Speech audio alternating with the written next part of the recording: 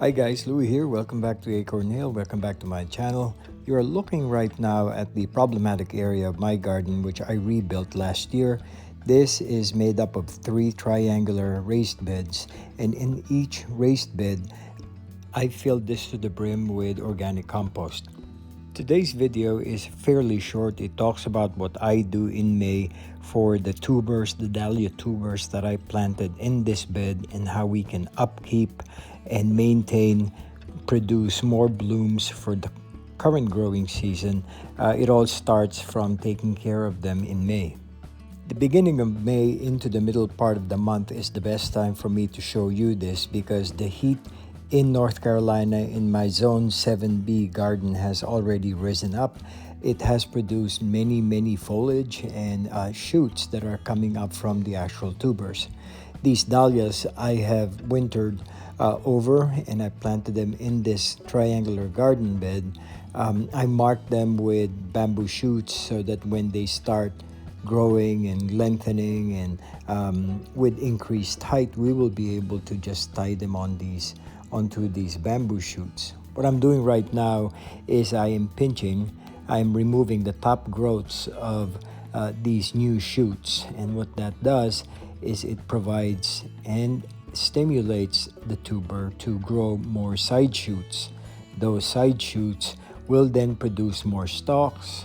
Each stalk will then produce even more blooms for us to enjoy throughout the growing season. And this is the close-up of it. Pinching basically means the top growth, the tip and the fresh growth of that stem I pinch, or sometimes I cut it with shears.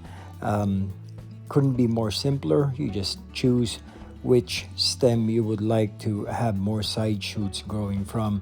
And what we're doing here is removing the apical growth of the top growth of the plant, which tells the plant not to produce any more stems off of that original shoot. It will then produce more side shoots off of each leaf node, and that side shoot will become another stem, will multiply, further multiply, and this will allow this tuber to continue to grow underneath the soil. More growth coming up from the top will also stimulate the tuber. These are the ginger-shaped, fleshy, sugary plant material underneath all of this growth. Apart from the organic compost that the tubers are growing in, I also made sure that I amended each planting hole with blood meal, bone meal, and slow-release fertilizer like Osmocote. Now, to water these hungry plants, what I do is I mix in a very weak solution of nitrogen into 2.5 gallons of water, and I, in the beginning, have been watering them almost every 2 to 3 days, just to make sure that we saturate things underneath. Again, the heat in North Carolina can pretty much evaporate all this moisture coming from this bed.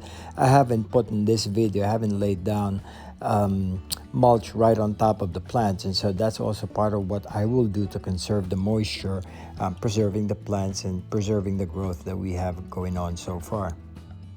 And that's it. That is what I do in May to prepare and allow these tubers, the dahlia tubers, to grow and grow really well for the coming season.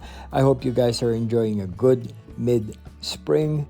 If you happen to be one of our subscribers, thanks for being a part of the channel, and those who have stumbled into the channel, please consider subscribing and liking our videos if you haven't already.